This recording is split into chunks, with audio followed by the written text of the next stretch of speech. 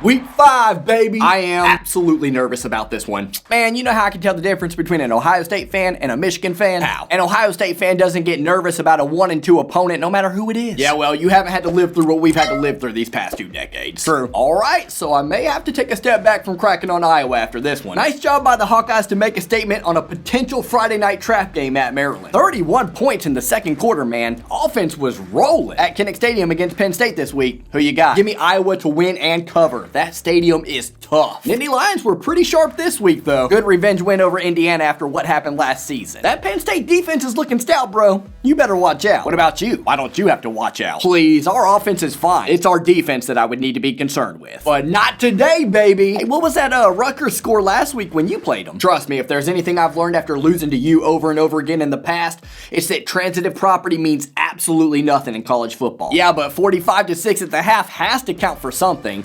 330 yards, 5 touchdowns. Welcome back, CJ Stroud. Welcome back, defense and speed and space for us. Woo-hoo-hoo-hoo. Was that a flea flicker I saw on this one?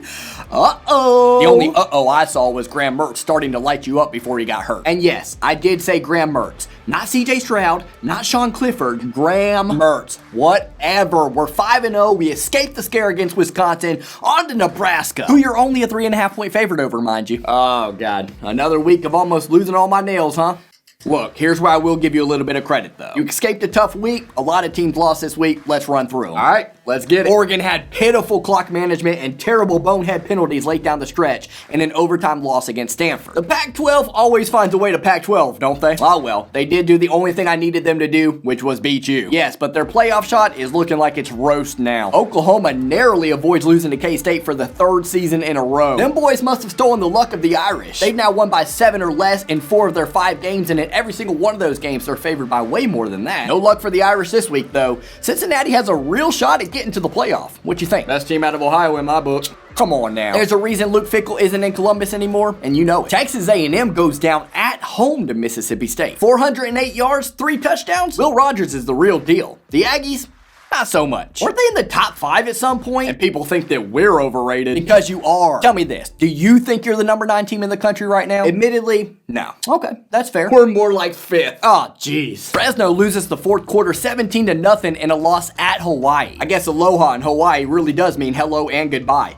to their playoff aspirations. That and one of their better wins over UCLA doesn't look as good after Saturday. People hyped up the Bruins way too much for a while there, all because of one win over LSU. Shoot, I don't know what's harder to understand, Coach O talking or this crazy roller coaster of a ride called his tenure at LSU. You want the truth? Set me free. He took over a really talented LSU squad, and those guys are gone. It's all downhill from here. You're probably right. Speaking of downhill from here, safe to say that Clemson's dynasty is coming to a screeching halt? Do they still play in the horrible ACC? Affirmative. Then not just yet, in my opinion. Good point. Apparently, this is the best the ACC has to offer right now. Seems like a Cain sacrifice compared to that of Abel's. While we're on the subject of slaughtering, Coastal puts an exclamation point on their name, and Coast. Yeah, which pretty much sums up that schedule of theirs. It's no fault of their own. I respect the Bearcats' journey, but not so much for the Chanticleers. How about OK State? Do you respect what they're doing yet? 5-0. Yeah, but they never beat Oklahoma. They've lost 16 of the last 18 to them, in fact. Seems like the pot calling the kettle black, if you ask me. What do you mean? You're the pot, Michigan. You're the pot. Speaking of things to be high on, the Dogs absolutely beat down Arkansas. I think this is the one year they finally get over that Alabama hump, dude. Easy now, young grasshopper. I know you're one who's anxious for dethroning, but it ain't gonna happen. Good job out of NC State to avoid the upset after beating Clemson. Yeah, and BYU took care of business much the same this week. I'll be glad when the pollsters wisen up and jump us ahead of them, though. We're better.